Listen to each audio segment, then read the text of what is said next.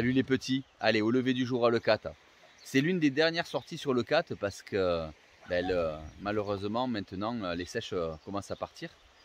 Il y a un coup de vent qui est prévu, mais bon c'est pas grave. Et on va pouvoir aller essayer de voir quand même s'il n'y a pas un calamar qui traîne, une sèche, avec notre ami Denis le Crétois. Salut les petits. Qui vient de réceptionner sa belle combinaison toute neuve. Hein, voilà, il est tout beau. Et bien voilà, et puis on va partir pêcher là dès que le jour sera levé. Allez, bonne vidéo les petits. J'ai l'impression, Denis, qu'on s'est levé trop tôt. Regarde, le soleil n'est pas levé encore. Ah, j'ai dit, il n'y a pas beaucoup de temps. Et en plus, je dois ouvrir le showroom. Donc j'ai dit, il faut y aller de bonne heure. Mais là, on y va de bonne heure. Hein. Putain, qu'elle est bonne. Les pieds en avant. Allez, c'est parti les petits. On va attendre que le soleil Là se aussi, lève et on il y y a va. un congre, mais il est trop petit. Mais il y a un congre là aussi, on le tire pas. Hein. Respectez bien ça, si vous ne mangez pas le poisson, vous ne le tuez pas. Ça permettra de laisser de la vie dans les trous et donc d'attirer d'autres poissons. C'est une règle immuable qui vous permettra de garder vos trous vivants longtemps. Et là, en me déplaçant sur la gauche, je m'aperçois qu'il y a des œufs de calamar. Alors j'avais choisi d'aller chasser aux Aresquiers avec mon ami Matt Gonzalez de Flying Fish Spearfishing, l'école de chasse sous-marine. Et du coup, je ne suis pas allé pêcher sur la falaise de Leucate le jour où ils ont choisi de frayer, malheureusement. Les calamars ont frayé cette semaine.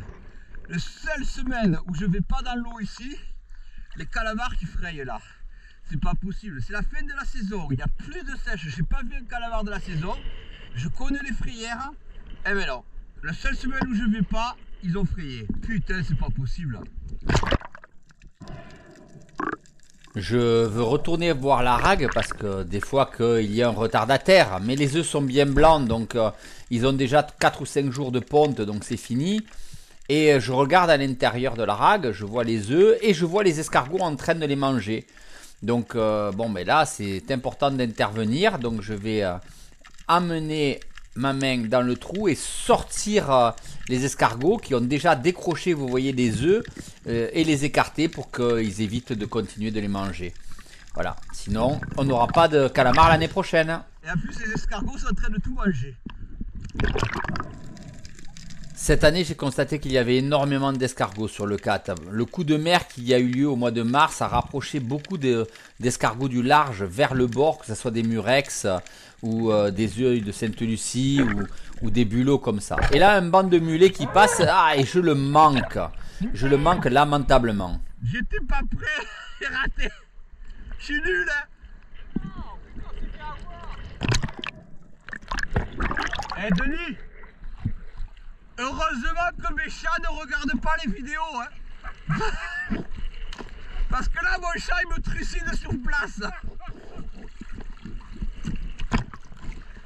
T'as un morceau de branchage accroché derrière toi. Hein? Non, là, c'est clair, mon chat, il me fait dormir dehors. Ce jour-là, avec la tramontane qui souffle fort, les pierres sont vides. Il y a bien quelques petits poissons à droite à gauche, là un petit sard, mais j'ai du mal, vraiment beaucoup de mal à trouver le poisson. Il y a des jours comme ça où c'est très difficile.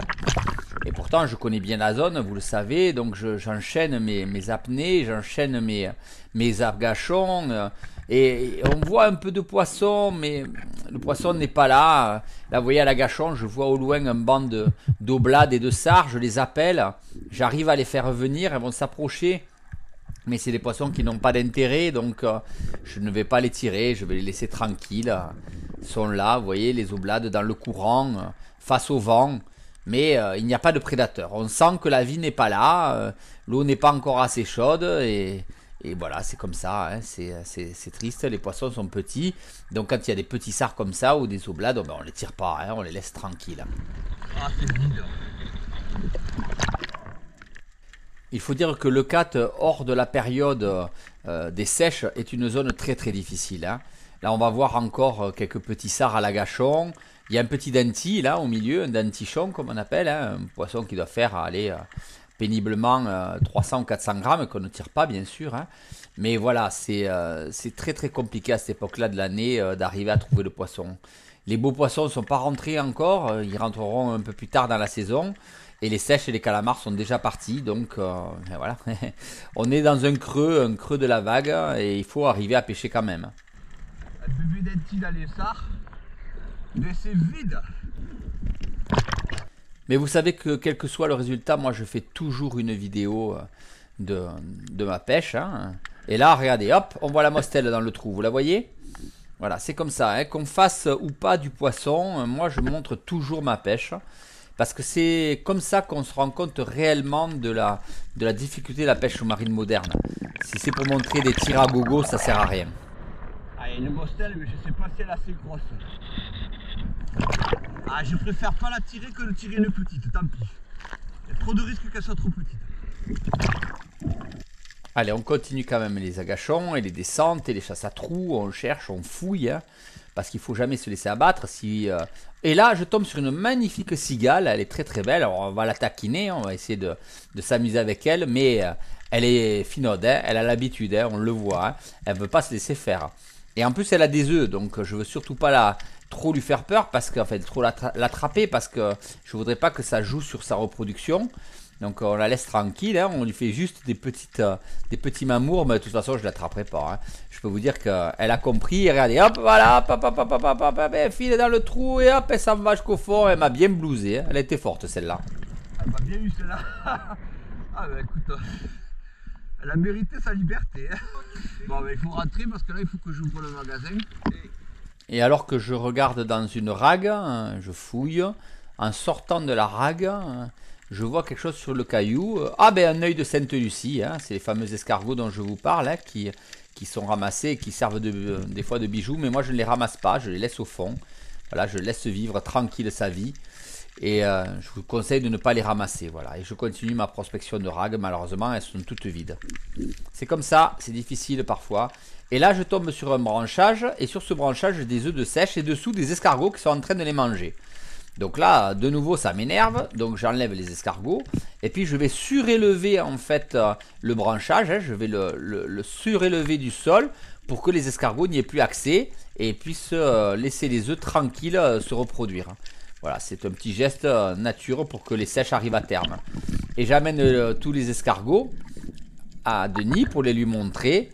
Je pourrais les conserver pour les manger, mais encore une fois, ben voilà, je préfère les laisser vivre tranquillement leur petite vie.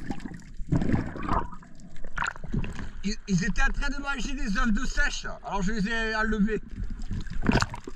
Mais je vais bien réussir à trouver un poisson quand même, c'est pas possible une sortie comme ça où on pêche pas, donc je continue mes agachons les uns derrière les autres dans le courant face au vent. Et là, ben, je vais avoir un peu de chance, un poisson qui va arriver, comme quoi la pêche sous-marine c'est devenu difficile de nos jours. Hein. Il faut saisir toutes les chances que l'on a. Hein. Et donc un petit mulet qui va apparaître. Voilà, et je me dis, ah, ben, mes chachounets vont se régaler. Donc je m'approche de lui et je fais un tir de bas en haut.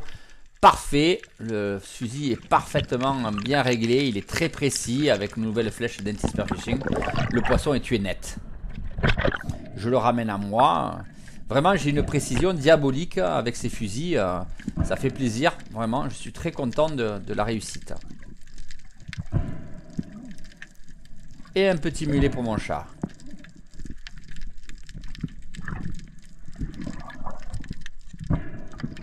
Et on n'oublie pas rapidement de tuer son poisson, toujours pour éviter qu'il souffre et pour éviter qu'il remue derrière votre accroche poisson, hein, qui aurait tendance à faire fuir les autres poissons quand vous êtes à l'agachon. Et vous voyez, la vie commence à arriver, l'eau se réchauffe, donc la vie arrive. On voit beaucoup de petits sards, ça fait plaisir, beaucoup de petites vérades. Les vérades, c'est des sards à tête noire, hein, avec la bande noire à la queue et à la tête. Et on voit aussi des oblades et des petits sards. La vie revient. Et le sèche là.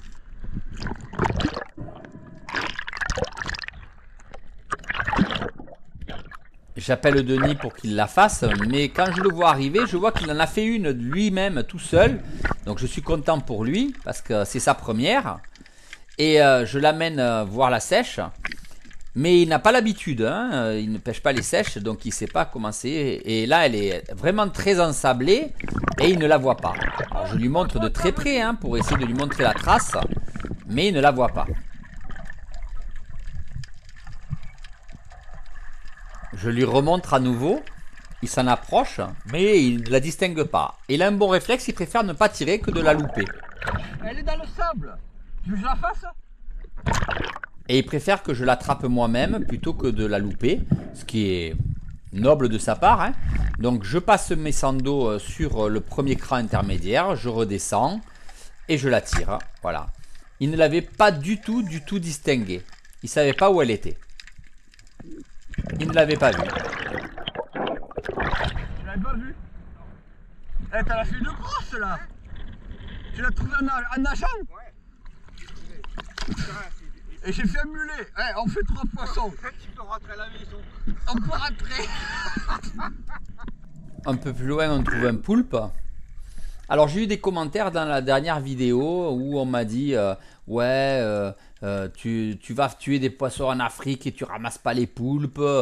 Bon écoutez, les commentaires comme ça, j'en ai rien à faire. Donc moi je vous le dis, je les tire pas. Vous faites ce que vous voulez, chacun est libre, hein, du moment que vous respectez la loi. Mais après derrière, ne venez pas me critiquer sur des commentaires, ça me saoule. Donc voilà. Et j'ai essayé de lui donner à manger pour le faire sortir, mais... Il est un peu peureux. À mon avis, il a déjà pondu. Parce qu'on voit ça avant tous de faire vous. Donc il doit aérer ses œufs. Et quand ils ont pondu, qu'ils aèrent les œufs, ils ne mangent pas. Donc ça ne l'intéresse pas. Ouais.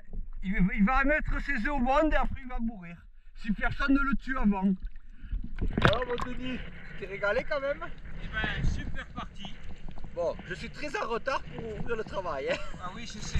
Là, tu m'as foutu en vrac. Hein. Je te ferai un mot d'excuse Tu feras mon excuse. parce que la mer était compliquée aujourd'hui. Elle Mais était écoute, fraîche, on compliquée, fait, mais on sèche notre mulet, voilà. C'est déjà bien. Mais on sent que c'est vraiment la fin de la saison des sèches là, Ah oui, complètement. oui, oui. Les calamars frayés, c'est fini. Et bon, voilà, il va falloir passer à autre chose. Mais on s'est régalé. On s'est régalé, c'était un super moment. Merci Stéphane. Bye bye les petits.